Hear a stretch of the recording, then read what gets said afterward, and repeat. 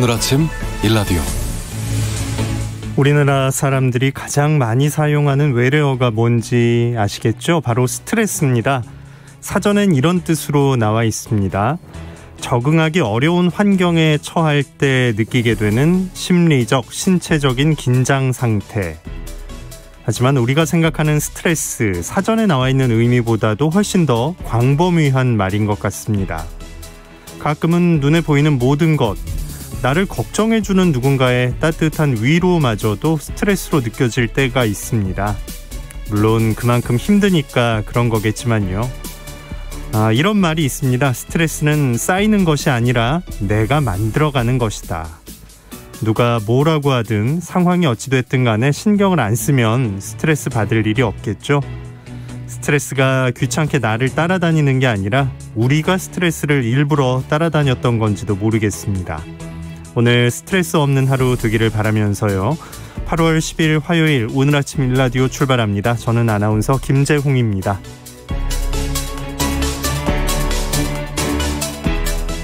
오늘 아침 일라디오 생방송으로 함께합니다. 여러분과 함께 만들어가는 시간이니까요. 단문 50원, 장문 100원 드는 유료 문자 샵 9730으로 참여하실 수 있고요. 유튜브에서 KBS 일라디오 공식 채널 검색하고 들어오시면 채팅창도 마련되어 있습니다. 콩 어플리케이션에서 일라디오 보이는 라디오로 함께 하실 수 있습니다. 콩으로 듣고 계신 분들 일라디오 채널 화면 하단에 있는 캠코더 그림 누르시면 바로 보실 수 있으니까요. 스튜디오 안의 모습 보고 싶은 분들은 한 번씩 눌러보셔도 좋겠습니다. 오늘도 퀴즈로 문을 엽니다. 세상의 모든 농수산물 퀴즈 새농퀴. 퀴즈 정답 보내주신 분들 가운데 추첨을 통해서 선물 드리고 있는데요. 농촌진흥청에서 제공하는 웰빙 혼합 잡곡 세트, 모바일 커피 교환권 등 다양한 선물 준비하고 있습니다. 잘 들어보시고요. 정답 보내주시기 바랍니다. 이번 주 새농퀴 두 번째 힌트 지금 나갑니다.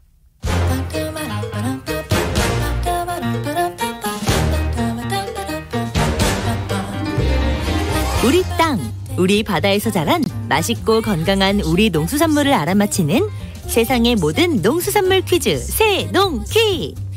안녕하세요. 퀴즈 내는 성우 한희정입니다. 이번 주 정답인 이것은 생으로 먹을 수도 있지만 통조림, 넥타, 주스 등으로 즐길 수도 있고요. 수분과 식이섬유소가 많고 지방이 적어 다이어트에도 좋다고 합니다. 또한 체내 흡수가 빠른 각종 당류, 비타민, 무기질이 풍부해서 피로 회복에도 많은 도움이 되죠. 흔히 음식 궁합을 말할 때 장어와 상극인 과일로 이것이 많이 언급되는데요. 이것에 들어있는 유기산이 장어를 먹고 생기는 지방의 분해를 방해해서 설사를 일으킬 수 있다고 합니다. 이것 중에는 털이 난 품종들도 있는데요. 이 때문에 예부터 제사상에는 이것을 올리지 않았다고 하네요. 털 이야기를 하니 단어가 하나 떠오르는데요. 털이 많이 난 것을 털북숭이라고 하죠. 이것과 발음이 비슷해 털 이것으로 헷갈리는 분들도 계실 텐데요. 털북숭이가 맞는 표현이고 그 유래는 이것과는 관련이 없다고 하네요. 자, 이것은 무엇일까요? 정답하시는 분들은 단문 50원, 장문 100원이 드는 유료 문자 샵 9730으로 보내주세요. 20분께 행운의 선물을 드립니다.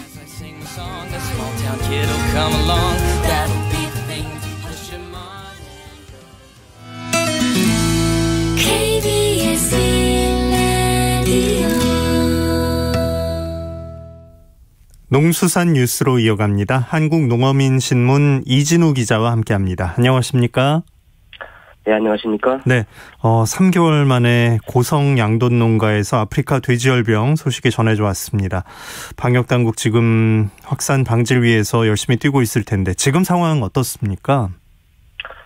아프리카 돼지열병 종수본에 따르면 지난 7일 강원 고성군 소재 2,400여 마리를 사육 중인 양돈 농장에서 아프리카 돼지열병 의심 신고가 접수가 됐었고요. 8일에 농림축산검역본부의 정밀 검사 결과에서 최종 확진이 됐었습니다. 곧바로 발생 농장에서 사육 중이던 돼지에 대해서는 긴급 처분에 들어갔었고요. 오늘 오전 6시까지 또 경기도와 강원도 양돈 농장 그리고 또 축산 관련 시설 그리고 축산 차량 등에 대해서는 일시 이동 중지 명령이 내려졌었습니다. 발생 농장 10km 이내에 방역되어 있는 그 농장 두 곳과 그리고 역학 관련 농장에 대해서는 정밀 검사도 실시가 됐는데 다행히 방역된 내 양동 농장에서는 음성이 확인되어 있는 상황입니다. 네, 48시간 이동 중지 끝났고 방역대 안에 있는 곳은 다행히 음성이 나왔네요. 다른 곳에 대한 조사는 아직 진행되고 있나요? 그렇습니다. 역학 농가에 대한 조사가 아직 진행 중인데요. 강원도에 84호 그리고 경기도 24호가 있습니다. 어제 기준으로 이들 농가들 중에서 16호에서는 음성이 확인됐다고 하고요. 네. 나머지 역학 농장에 대한 조사도 14일까지는 완료를 할 계획이라고 합니다. 또 같은 날인 14일까지는 강원도 전체 양돈 농장에 대해서도 검사를 완료할 계획입니다. 예. 그 어미돼지에서 발생이 많다 이런 얘기가 있는데 특별한 그 이유가 있습니까? 이번에 강원 고성군 양돈 농장에서 발생한 아프리카 돼지열병도 모돈 그러니까 어미돼지에서 발생했다고 이 방역 당국이 밝힌 상황인데요.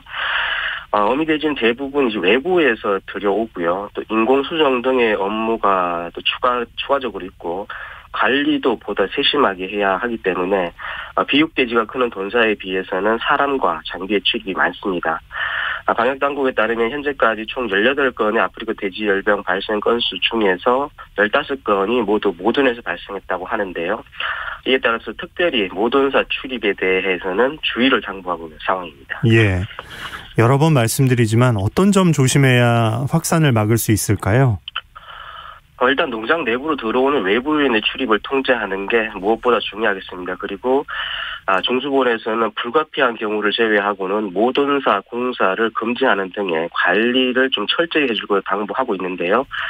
물론 여기에 더해서 농장 내부로 들어갈 경우에는 외부에서 입었던 옷이나 신발 갈아입고 갈아 신는 것도 중요하겠고 손을 씻는 등의 개인 위생도 좀 잘 관리하셔야겠습니다. 네. 예전 일 떠올려 보면 실제 고기 가격이 좀 널뛰었단 말이죠. 그렇습니다. 이런 일 요즘에 이렇게 가격 급등하거나 이런 일은 없겠죠? 일단 이번 처분된 마리수 때문에 이게 어떻게 될지 모르겠다 이런 우려들이 있긴 한데요. 일단 처분된 마리수가 2,400여 마리 정도밖에 안 되고요. 정확하게 이야기를 하면은 2,387마리라고 하는데요. 이게 전체 사육되고 있는 돼지 마리수인 1,115만 마리 여기와 비교하면은 0.02%에 불과합니다. 그래서 수급 불안이 온다든지 아니면 가격이 급등한다든지 하는 요인으로 작용할 것으로는 현재는 보이지 않고요. 농식품부에서도 이번 아프리카 돼지 열병 발생으로 수급에 영향을 미치는 일은 없을 것이다 이렇게 밝히고 있습니다. 네. 자, 다음 얘기 좀 나눠보죠. 지난해 8월에 전남 구례 또 경남 합천, 전북 충남에도 수해가 발생을 해서 여전히 지금 어려움이 있는데 최근에 수해 발생 거의 1년 만에 내놓은 환경부 대책을 듣고 반발이 좀 이어지고 있다고요? 그렇습니다. 이게 피해 주민들이 환경 분쟁 조정을 신청을 하면 환경 분쟁 조정위원회를 열어서 조정안을 마련하고 이걸 통해서 피해를 배상하겠다는 게 환경부의 대책입니다. 문제는 지난해 12월 말부터 한국수자원학회가 환경부와 국토부로부터 이제 용역을 받아서 댐 하류 수해 원인 조사라는 걸 실시를 했고요. 네. 이 결과를 분쟁 조정의 자료로 사용하겠다고 지금 한 건데요. 이 결과 보고에 따르면은 지난해 수해가 설계 기준을 초과하는 강수량, 댐의 구조적인 문제, 관리 미흡, 그리고 법 제도의 한계, 댐과 하천 간 연계된 홍수 관리 부재, 그리고 하천 정비 부족 등과 같이 이렇게 복합적인 원인에 의해서 발생한 것으로 조사됐다. 이런 결과를 담고 있는 상황입니다. 아니 원인이 너무 많은데요? 그렇습니다. 그러다 보니까 이게 피해액을 산정할 수 있겠느냐 하는 이야기까지 나오고 있습니다. 먼저 피해 주민단체나 피해 지역 의회 등에서는 중앙정부의 물관리 부실이 원인이라고 주장을 해왔는데 특히 이번 연구 보고서에서는 또 중앙정부의 책임에 대한 언급은 단 한 줄도 없다는 게 문제로 지적이 되고 있습니다.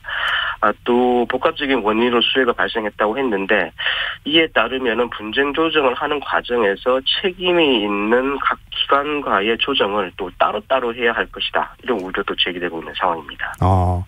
이걸 복합적 원인이다 이렇게 해버리니까 상당히 좀 어려워지네요. 그렇습니다. 일단 분쟁 조정 신청은 이제 신청 입장에서 보면요, 단체로 묶어서 할 수도 있지만은 결국 최종 분쟁 조정 결과는 피해 주민마다 각각 다르게 나오니까 각각 사실상 신청을 하는 것이다 이렇게 보면 맞을 것 같고요.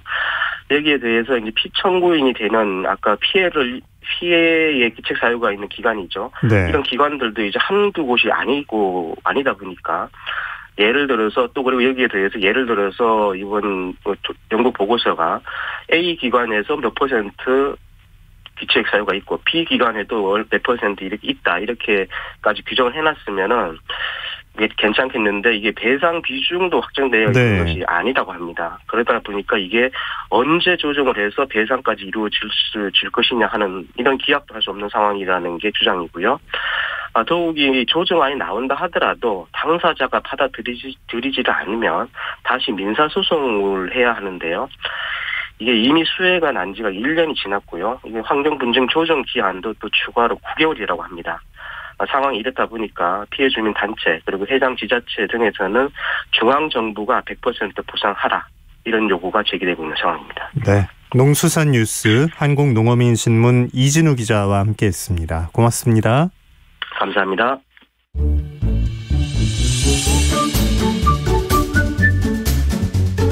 아침을 여는 기분 좋은 습관. KBS 오늘 아침 1라디오. 텃밭 가이드 수원 씨앗도서관 박영재 관장과 함께합니다. 안녕하십니까? 네, 안녕하세요. 네, 무더위 속에서도 진짜 열심히 일하셨는데 이제 갑자기 좀 뒤늦게 태풍이 올라온다고 해서 걱정 많으셨을 것 같아요. 별 피해는 없으셨죠? 네, 태풍이 온다고 해서 좀 졸였는데요. 마음을 졸였는데 간단히 지나간 것 같고요. 좀 키가 큰 수수나 율무 정도가 좀 쓰러진 정도고 비도 많이 오지 않아서 피해는 없습니다. 바람 때문에 쓰러진 건가요? 네, 바람 때문에도 그렇고 이삭을 맺기 시작해서 좀 이게 무게 중심이 위쪽이 무게가 이제 쏠리는 거군요. 네. 네. 이제 입추고 오늘이 말복인데 입추 지났고 어떻게 조금 시원해졌다고 느끼십니까? 어떠세요? 네, 시원해졌습니다. 입추가 지났고 또 이제 말복이 지났는데 제법 서늘한 바람이 불어옵니다. 산들바람이라고 하죠. 또 한자로는 또 연풍이라고 이렇게 부르더라고요. 곡식 작물들을 살찌우는 바람입니다. 그리고 밭에서 일하는 사람의 등을 또 시원하게 식혀준다고 그래서 농부들은 엄마바람이라고도 부른답니다. 네.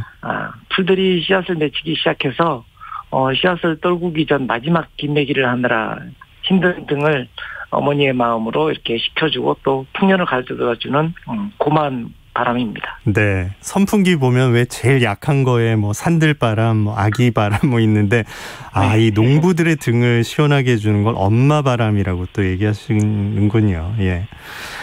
이제 배추 모종 작업에 대해서 지난주쯤 얘기 들었던 것 같은데 입추맞이해서 시작하셨다고요? 네. 지난주에는 이제 배추 모종 작업을 했습니다. 가을 텃밭 농사는 대부분이 이런 김장을 위한 농사입니다. 네. 최근에 김장을 직접 하는 분들이 줄긴 했지만 그래도 여전히 대표적인 농사는 김장 농사가 되겠죠. 그중 대표적인 작업이 이제 배추 모종을 만드는 일입니다. 네. 배추 모종을 이렇게 살 경우에 판에 날짜가 붙어 있는데 그걸 두고 이제 언제 수확하느냐 궁금해하는 분들이 있습니다. 모종판에 오늘 날짜가 적혀 있다. 8월 10일 이렇게 써 있을 때 수확 시기는 언제쯤이 되는 건가요? 8월 10일이라고 써 있다면 8월 10일 씨앗을 파종했다는 뜻입니다. 네. 파종 후에 90일경에 수확을 하니까 모종을 한 20일 정도 길러서 정식 후 모종을 심었다고 한다면 70일 정도가 되겠네요. 그렇네요. 70일 후에. 자, 배추 모종과 무는 이제 씨앗을 심으려고 하는데 비닐을 덮지 않고 퇴비 넣고 바로 심어도 될까요? 이렇게 물어보셨어요. 네, 퇴비가 완숙돼서 매캐한 냄새가 없다면 바로 심어도 되지만 냄새가 가실 때까지는 기다려야 하고요. 예. 네, 일반 탭이라면 탭에 넣고 일주일 정도는 지난 후에 심어야 합니다. 비닐을 덮지 않더라도 완숙되지 않은 탭에는 가스 피해를 받아서 모종잎이 타는 현상이 생깁니다. 네. 맞습니다. 이 배추 참 우리와는 정말 뗄 수 없는 그런 채소인데 배추는 왜 배추라고 불렀을까요? 혹시 어원에 대해서 알고 계세요? 네. 배추니는 배춧잎의 가운데 연맥이 하얗고 넓어서 고전에선 하얀 채소라는 뜻으로 백채라고 했습니다. 이 백채라는 이름이 이제 배추라는 이름의 기원이 되는 거죠. 저희가 이제 모종을 냈는데 씨앗 도서관에서도 심고 나눔할 목적으로 토종 경종배추와 무릉배추 모종을 심었습니다. 네.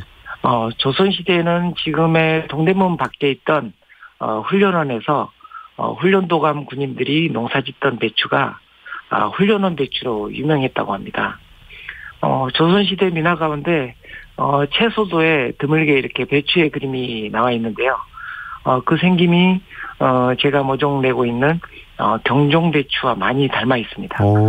아마 경종배추의 기원이 조선시대 유명했던 훈련원 배추가 아닌가 합니다. 군인들이 농사지은 배추가 훈련원 배추라고 해서 유명했었군요.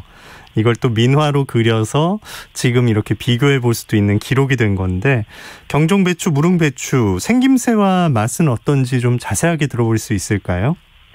네, 속이 차서 노란 배추 속이 많은 요즘 배추와 달리 속이 차는 배추는 아니지만 키가 크고 또 잘록한 허리끝으로 푸른 잎이 풍성한 게 이 경종배추의 특징입니다. 고소한 맛이 일품이라서 농부들이 특히 좋아합니다.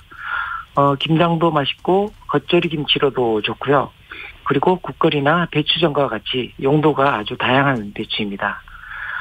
농부들이 좋아해서 요즘도 종자회사에서 서울배추라는 이름으로 팔리고 있는 배추 품종이기도 합니다. 소비자들은 이렇게 속이 꽉 차 있고 또 그런 것을 좋아해서 맛에 대해서는 모르기 때문에 잘 찾지 않지만 키워서 드시는 농부들에게는 가장 인기 있는 배추 중에 하나입니다. 네.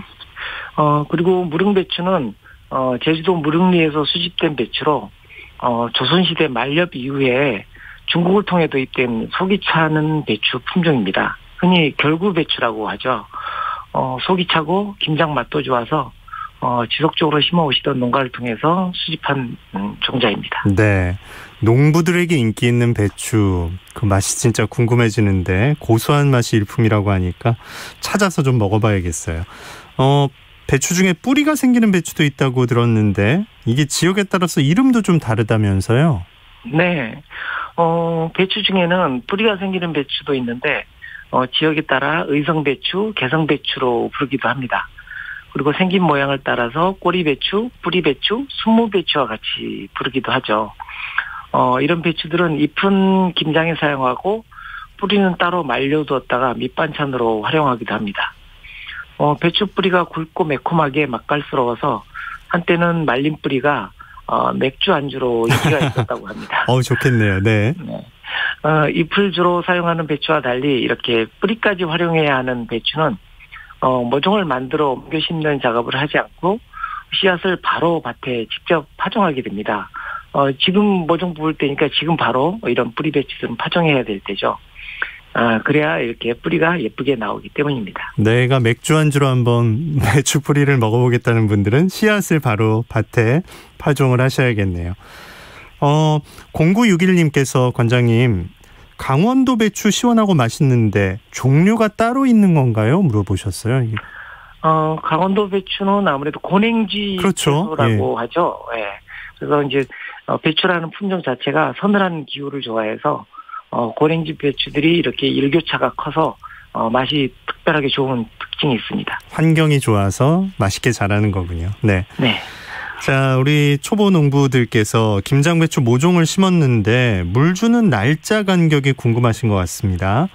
어떤 사람들은 아침 저녁으로 주라고 하고 또 누구는 너무 자주 줘도 안 된다고 하는데 도대체 어떤 기준이 맞는 건가요? 궁금해하세요. 엽채류라 물이 많이 필요한 작물이지만 또 너무 과습하게 되면 뿌리병이 생길 수가 있습니다. 물을 주는 시간대는 아침, 저녁이 좋지만 그렇다고 매일 아침, 저녁으로 줄 필요는 없고요. 비가 전혀 오지 않았다는 전제하에 일주일 간격으로 물을 주고 또 한 번 줄 때 충분히 흙이 충분히 젖도록 이렇게 주는 방식으로 물을 주시면 됩니다. 네. 물 주는 것도 진짜 이거 잘 지켜야겠습니다. 이 밖에 또 배추 키우는 과정에서 이 점을 많이들 놓친다. 주의할 점이 있다면 뭐가 있나요? 보통 이제 모종을 심을 때 석회나 붕사거름이 별도로 필요합니다. 네. 석회는 이렇게 속에서부터 이 속에 알이 차와 들어가야 되는데 석회가 부족하게 되면 그 부분이 이제 까맣게 타는 증상이 나오고요.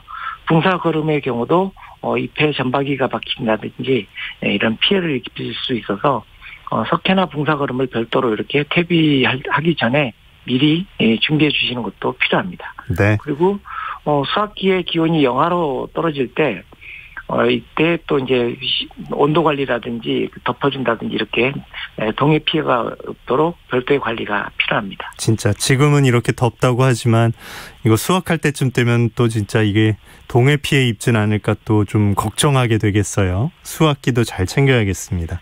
네. 자, 배추 얘기 나눴는데 무를 또 빼놓을 수 없죠? 네.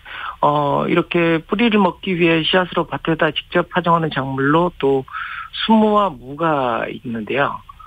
이 작물은 삼국지의 제갈공명과 관련된 작물입니다. 삼국이 천하를 두고 싸우는 전장터에서 진영을 만들고 나서 가장 먼저 했던 일이 순무나 무를 파종하는 일이었다고 합니다. 군인들과 계속 연관이 되네요. 네. 네. 자라는 속도가 빠르고 땅이 좋고 나쁘고를 가리지 않고 잘 자라는 데다가 크게 자라면 식량을 대신할 수도 있고 또 말을 먹일 수도 있고 또 어린 싹들까지 버릴 것이 없다는 것이 그 이유였다고 합니다. 이 작업을 진두지휘하던 제갈공명의 성을 따서 제갈채라고 부르기도 했고요. 그리고 제갈공명의 관직인 무후 재상을 뜻하죠. 무라는 관직을 따서 무후채로 부르기도 했습니다. 무후채가 지금의 무라는 이름의 기원이 된 셈입니다. 또 한자로는 나복이라 불리기도 했는데요. 그 이름의 흔적은 요즘 우리가 즐겨 먹는 나박김치라는 이름으로 그 흔적을 찾아볼 수가 있습니다. 네. 어릴 때 학교에서 나박김치 만들었던 기억이 나네요. 예. 이름이 이렇게 진짜 역사에서 쭉 비롯돼서 흔적을 거슬러 올라가 보니까 흥미가 있는데 혹시 우리 역사에도 그 얘기가 남아 있을까요? 네. 조선 왕조실록에도 세종 임금이 어명으로 순무 재배를 독려했다는 기록이 나와 있습니다. 순무는 무와 같이 뿌리를 활용하긴 하지만 실상은 같은 십자가 작물 가운데 무보다는 오히려 배추에 가까운데요. 강화도에서 재배하고 있는 강화순무가 유명한 이유도 역사적으로 강화도가 전란 중에 피난처로 많이 이용되었던 것과 연관되었을 것으로 보입니다. 그게 또 그렇게 연결이 되는군요. 예. 무도 종류가 참 다양해요. 어떤 것들이 있습니까? 무는 봄, 여름을 통해 재배하는 열무가 있고요. 그리고 이게 쌈으로 싸먹을 수 있는 인무라든지 쌈무, 당무 이런 것들이 있고요. 그다음에 청강김치를 담궈 먹는 청강무, 알타리무죠. 네. 그리고 단무지를 만드는 데 사용하는 궁중무, 그리고 동치미용으로 쓰는 개걸무, 김장용으로는 조선무, 태평무, 진주대평무, 파주무, 그리고 또 제주도의 단지무와 같은 품종들이 있습니다. 이 중에 조선시대 고전에 나오는 무는 개걸무라는 무가 있는데요. 고전에는 금계라고 해서 매운맛을 내는 품종으로 동치미를 담그는 데 쓴다고 되어 있습니다. 금계라는 이름이 어떻게 개걸무로 바뀌었는지는 알 수 없지만 같은 무를 말하는 것은 분명해 보이고요. 이천이나 여주 지역에서 요즘도 굉장히 많이 심고 있는 품종 중에 하나입니다. 그리고 같이 나란히 나와 있는 무 이름이 지금의 평택 지역에서 심었다는 개화정이라는 이름의 무가 있습니다. 네. 가장 큰 품종으로 인기를 끌었다고 하는데 아직 저도 보지를 못했습니다. 좀 찾아야 될 품종이 아닌가 싶습니다. 괴화정무 그 씨앗을 지금 박 관장님이 찾고 계시니까 혹시 갖고 계신 분들 나눔 좀 해주시면 좋겠습니다. 이게 단무지용 무가 또 따로 있었네요. 네, 길쭉한 무죠. 네. 알겠습니다. 김미진님, 0961님, 관장님 안녕하세요. 반갑습니다. 인사 나눠주셨고요. 게시판에 K8153님, 엄마 바람 너무나 정감 가는 비유입니다 하면서 웃음 표시 남겨주셨습니다. 자, 오늘 도시농부들을 위한 텃밭 가이드 수원 씨앗도서관 박영재 관장과 함께했습니다. 오늘도 고맙습니다. 네, 감사합니다.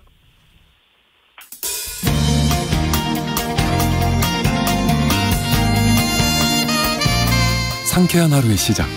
KBS 오늘 아침 1라디오와 함께하세요.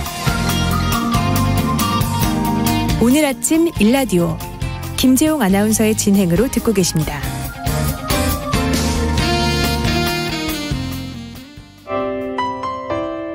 안녕하세요. 저는 산들령 농장의 지킴이 역할을 맡고 있는 김아랑이라고 합니다. 저희는 전라남도 화순 20공리 마을에서 저희가 작은 농장을 운영하고 있어요.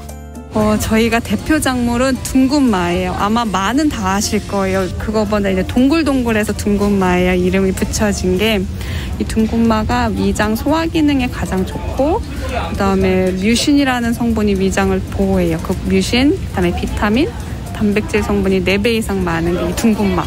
그 자연 재배, 그러니까 농약이나 화학비료 사용하지 않고 이 자란 작물들은 상온에서 보관했을 때 썩거나 곰팡이가 나거나 그러지 않더라고요. 그 속이 엄청 단단하더라고요. 확실히 건강하게 성장하는 작물들은 뭐 둥근맛뿐만이 아니라 빈틈이 없다고 해야 되겠죠. 그런 것들이 보여지더라고요. 원래는 그냥 놀러 내려갔다가 아버지가 이제 하고 계시는 거를 도와드려야지 하고 몇 번 도와드렸는데 너무 힘들어 하시더라고요. 사실 왜냐면 생산하고 가공까지도 하시는데 이제 팔로 같은 것들이 사실은 그거는 저희 아버지뿐만 아니라 모든 농부님들의 가장 힘든 부분이에요. 그래서 이 가치 있는 걸 어떻게 가치 있게 담을까 고민하다가 디자인을 변경해보자 한번 도와드려야지 했던 게 그게 너무 재밌는 거예요. 그래서 점점점 기농 준비를 사실 저도 하고 있는 거예요. 3년 정도는 같이 한번 농사도 지어보고 또 농사 짓는 거 배우고 또 가공하는 것도 좀 배우고 그래서 7년, 8년 차가 되니까 저도 이제 이 정도면 이제 분리돼서 독립하면 되지 않을까 이런 생각이 들더라고요. 기농을 스타트를 잘 하는 거, 보금자리를 잘 찾아서 거기서 터를 마련하는 게 저의 올해 목표고 그다음에 아버지처럼 이렇게 좋은 작물들을 잘 길러내는 거 제가 아직은 초보 농사꾼이라 그래서 잘 되기를 기대하고 있습니다. 이제 초보 티는 벗으신 것 같은데요. 김아랑 씨의 이야기 잘 들었습니다. 좋은 먹거리를 위해서 자연을 먼저 지키겠다는 신념이 느껴집니다. 건강하게 자란 작물엔 빈틈이 없다는 것도 알고 계시고요.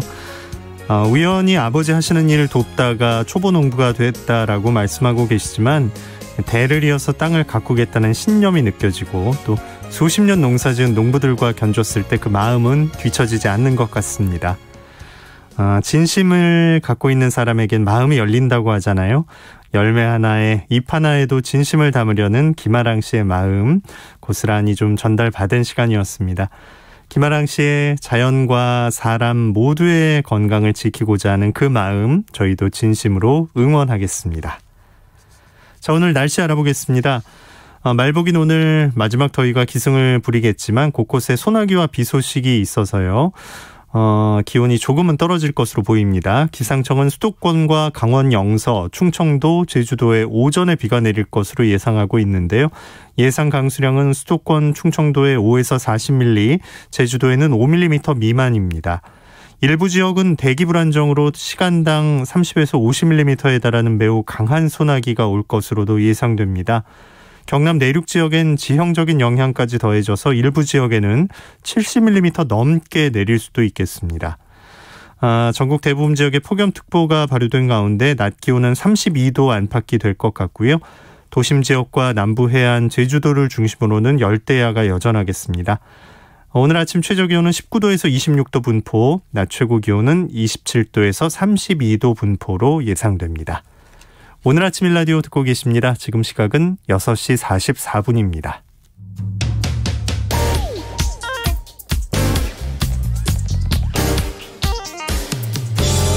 오늘 아침 뉴스 브리핑 정상근 기자와 함께합니다. 안녕하십니까? 안녕하십니까? 네, 오늘도 코로나19 상황부터 살펴봐야겠어요.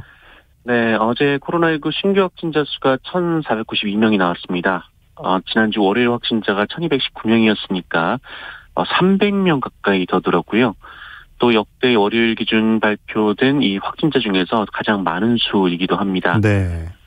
오늘 역시 주말 검사 건수 감소 영향을 받는 날인데, 하지만 역시 1,400명대에서 1,500명대가 예상이 되고 있습니다. 이런 추세라면 이번 주 수요일 확진자가 2,000명이 될 수도 있다라는 우려가 나오고 있습니다.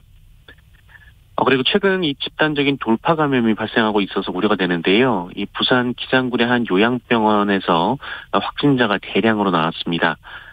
2차 접종까지 마친 환자 중 70%가 돌파 감염되기도 했는데, 다만 이 백신 접종 완료자에 비해 돌파 감염 비율이 0.02%에 그치고 있는 데다가 또 요양원의 경우 워낙 밀접, 밀폐의 이 산밀 환경이 있기 때문에 이 당국은 크게 이례적인 상황으로 보고 있지는 않습니다. 네. 모더나 백신 얘기를 자꾸 하게 되는데 수급에 차질이 있나요? 네, 이 모더나 백신은 원래 이달에 850만 회분 정도 공급될 예정이었는데요. 이 모더나사 측이 우리에게 그 일방적으로 공급 물량을 줄이겠다라고 통보했습니다. 그러면서 백신 수급은 이 전 세계적인 문제다라면서 이 공급 차질을 사과하고 약속을 지키기 위해 노력하겠다라고 밝혔습니다. 정부는 모더나사 측에 즉각 항의하고 문제 해결을 위해 현지의 대표단을 급파하기로 했습니다. 하지만 항의와 별개로 이 접종 계획 수정은 불가피해졌습니다. 이에 정부는 이달 16일부터 이 화이자와 모더나 백신의 2차 접종 간격을 기존 4주에서 6주로 조정하기로 했습니다. 50대 접종자들이 이에 해당할 것으로 보이는데요. 네. 다만 고3 학생, 고교 교직원, 기타 대입 수험생은 기존의 접종 간격을 유지할 예정이고요. 또 3분기 접종 계획도 차질이 없이 이루어질 것이다라고 밝혔습니다. 네. 자, 학생들 방학 좀 어떻게 보냈는지 모르겠는데 이제 2학기 준비를 시작을 해야 합니다. 2학기 등교 방침이 나왔나요? 네, 교육부가 오늘 2학기 학사 운영 브리핑을 했는데요. 교육부는 일단 사회적 거리두기 3단계의 경우 3분의 2 이상 학생이 등교하고 고등학교는 전면 등교가 가능하도록 했습니다. 4단계의 경우 9월 3일까지는 일단 학생의 3분의 1 이상이 등교하도록 방침을 정했는데요. 구체적으로 보면 거리두기 4단계인 수도권 초등학교의 경우 1에서 2학년은 등교를 하고요. 3에서 6학년은 원격 수업을 받습니다. 중학교는 3분의 1 등교, 고등학교 1, 2학년은 절반이 등교를 합니다. 고3의 경우 백신 접종을 했기 때문에 밀집도 조치에 예외가 적용됩니다. 이 3단계인 비수도권 지역은 초등학교 1학년, 2학년은 역시 매일 등교하고요. 초등학교 3학년에서 6학년은 4분의 3이 등교를 합니다.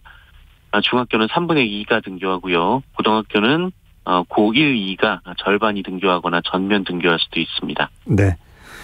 자, 이재용 삼성전자 부회장이 가석방 대상자가 된 거죠? 네, 이재용 삼성전자 부회장이 조건부로 석방돼 이번 주 금요일에 출소합니다. 법무부는 어제 가석방 심사위원회를 열어서 그 이재용 부회장을 8.15 광복절 가석방 대상자로 올렸습니다. 이재용 부회장을 포함해 이번 가석방 대상자는 810명입니다. 박범계 장관은 코로나19 장기화로 인한 국가적 경제 상황과 글로벌 경제 환경을 고려해 이재용 부회장을 가석방 대상에 포함했다라면서 여론과 이재용 부회장의 수용생활 태도 등을 종합적으로 고려했다고 밝혔습니다.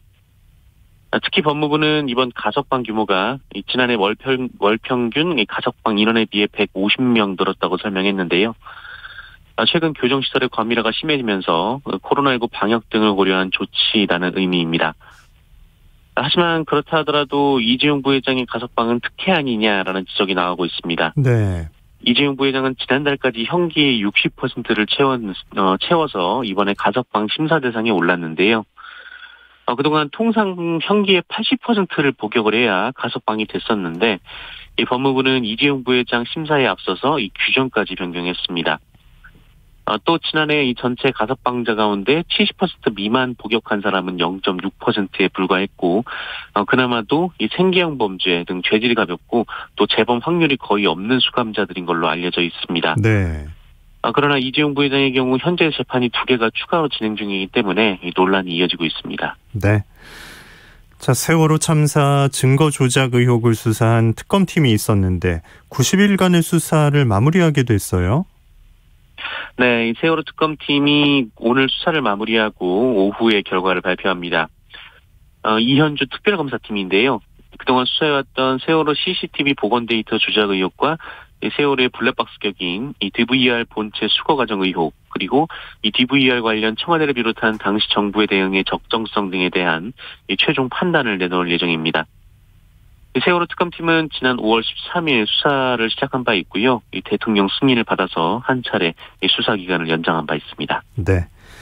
자, 최재형 전 감사원장 이제 내년 대선을 위해 뛰고 있는데 마이크를 잘못 잡았다가 지금 선거법 위반 논란에 휩싸였어요. 네, 지난 6일 오후에 이 최재형 전 감사원장이 이 대구시 중구 동산동의 서문시장을 방문했습니다. 그런데 이 자리에서 최재형 전 원장이 측근히 건네준 마이크를 들고, 여러분 많이 힘드시죠? 최재형이 정권 교체를 이뤄내겠습니다. 믿어주십시오. 이런 발언을 했습니다. 네. 공직선거법에 따르면 선거운동 기간 외에는 5개 등에서 확성기 등을 사용해 발언을 할 수가 없습니다. 게다가 단순히 어느 행사에서 한 인사말이 아니라 이 공개된 장소에서 불특정 다수에게 마이크를 사용했으므로 선거법 위반 소지가 있다는 지적이 나오고 있습니다. 또 최재형 전 원장은 그 당시 대구시당 간담회에서 코로나19 확산으로 서문시장을 방문하지 않겠다라고 얘기를 했었는데 또 방문을 해서 논란이 되고 있습니다. 한편 최재형 전 감사원장은 이에 대해 이유 여하를 불문하고 선거법 위반 시비를 빚은 데 대해서 유감이다라고 밝혔고요. 앞으로 사소한 선거법 논란도 발생하지 않도록 유의할 것이다라고 밝혔습니다. 네. 자, 전두환 씨가 그 불이익 받을 것을 걱정해서 재판에 출석할 것이라고 이제 어제 이 얘기가 나왔었는데 그 집 밖으로 나온 모습을 보고 지금 얘기들이 많더라고요. 네, 5.18 민주운동 당시 헬기 사격을 목격한 고 조비오 신부의 명예를 훼손한 혐의를 받는 이 전두환 씨가 어제 광주에서 열린 항소심 재판에 출석했습니다. 이에 따라 어제 오전 그 연희동 자택 앞을 나섰는데요. 이 지난해에도 광주 재판에 출석을 했을 때 이 국민들이 국민 앞에 사죄하라라는 그 소리를 지른 분이 계셨고, 그때 이 전두환 씨는 그 말 조심하라 이렇게 호통을 쳤습니다. 하지만 어제는 조용히 떠났었는데요. 하지만 정작 재판장에 가서는 이 호흡 곤란 등 건강 이상을 주장하며 재판 시작 25분 만에 퇴정을 했습니다. 그 전에는 또 꾸벅꾸벅 졸다가 이 모습이 또 포착이 되기도 했었고요. 그리고 앞서서 기자들과 만난 자리에서는 발포 명령을 부인하느냐, 이 광주 시민과 유족에게 사과할 마음이 없느냐라는 질문에 아무런 대답도 하지 않았습니다. 이에 5.18 민주운동 유가족들은 이 사죄 한마디 없이 떠났다면서 전두환 씨를 성토했는데요. 이들은 전두환을 구속해야 한다라고 비판하기도 했습니다. 네. 자, 서울 강동구청장이 폭행 혐의를 받고 있는데 형사처벌을 면했다고요? 네, 서울 송파경찰서는 어제 가정폭력범죄 처벌 등에 따른 특례법 위반 혐의를 받는 이정은 강동구청장 사건을 가정보호 사건 의견으로 검찰에 송치했다고 밝혔습니다. 가정보호 사건이란 가정폭력 범죄 중 그 형사처분보다는 접근금지나 사회봉사 및 수감 명령 등 이 보호 처분이 필요하다고 판단되는 사건을 말하는데요. 이게 형사처분은 아니기 때문에 이 범죄 전력이 남지 않습니다. 이정훈 구청장은 지난달 15일 8시 30분쯤 송파구의 한 아파트 주차장에서 배우자의 행동을 제지하다가 이 손목을 잡아 비트는 등 폭행한 혐의를 받습니다. 또 지난해 7월에도 강동구의 한 아파트 앞에서 배우자의 얼굴을 주먹으로 때려서 다치게 한 혐의도 받고 있습니다. 하지만 이 피해자가 처벌 불원서를 냈고 이 사건을 가정보호 사건으로 처리해달라라는 의사를 밝혔다고 하는데요. 이 경찰은 피해자 의사를 존중해서 이 같은 결정을 내렸다고 밝혔습니다. 네. 자, 말이 좀 있었던 한미연합훈련 예정대로 시작될 모양이에요? 네, 오늘부터 한미연합훈련 사전 연습에 들어갑니다. 북한 김여정 노동당 부부장의 담화 이후 논박이 오갔습니다만 한미 양국은 예정대로 연합훈련에 돌입하기로 했습니다. 이번 훈련은 합동참모부가 주도하고요. 이 국지도발이나 테러 등과 같은 위기 상황을 설정하고 전쟁으로 사태가 확산되는 것을 막는 이 프로세스를 연습할 계획입니다. 다만 코로나19 확산 상황 등을 고려해서 증원 인력을 편성하지 않는 등 전반기 훈련 때보다 훈련 참여 인원을 줄일 것으로 보입니다. 또 16일에서 26일 예정된 본 훈련도 증원 인력 없이 참가 수준을 최소화할 것으로 알려졌습니다. 또 16일 이 본 훈련 시작 직전에 시기와 규모 등을 공동 발표하고 또 관리에 따라 이 북측에 이 훈련 일정과 성격 등을 통보할 예정입니다. 네. 3살 아이를 방치해서 숨지게 한 친모가 붙잡혔다고요? 네, 3살 난 아이를 집에 혼자 두고 남자친구를 만나러 외박을 한 사이에 이 딸을 숨지게 한 혐의로 30대 엄마가 체포가 됐습니다. 이 아이 엄마는 지난 7일 아이가 숨을 쉬지 않는다고 119에 신고를 했는데 이 자는 동안 잠깐 외출했다라는 주장과는 달리 아이의 사체가 이미 부패한 상황이었다고 합니다. 경찰은 일주일 이상 지난 것으로 보고 있는데 이 조사 결과 외박을 했다가 집에 와 숨진 딸을 발견했음에도 다시 남자친구 집에 갔다가 며칠이 지나서야 신고를 했다고 합니다. 이 미혼모인 엄마는 기초생활수급자였고 아이를 어린이집에도 보내지 않았습니다. 이미 지난해 3월에 아이가 방임되는 것 같다는 신고가 들어왔었는데 그 2주 전부터는 저 기관에서 엄마를 만날 수가 없었다고 합니다. 경찰은 아동학대치사 상습 유기 방임 혐의로 구속영장을 신청했습니다. 네, 뉴스브리핑 정상근 기자였습니다. 고맙습니다. 고맙습니다. 3502님 입추 지나니 공기가 다르네요. 시원한 아침 시간 홍고추 따러 갑니다 하셨습니다. 오늘 아침 일라디오 화요일 순서 마칩니다. 고맙습니다.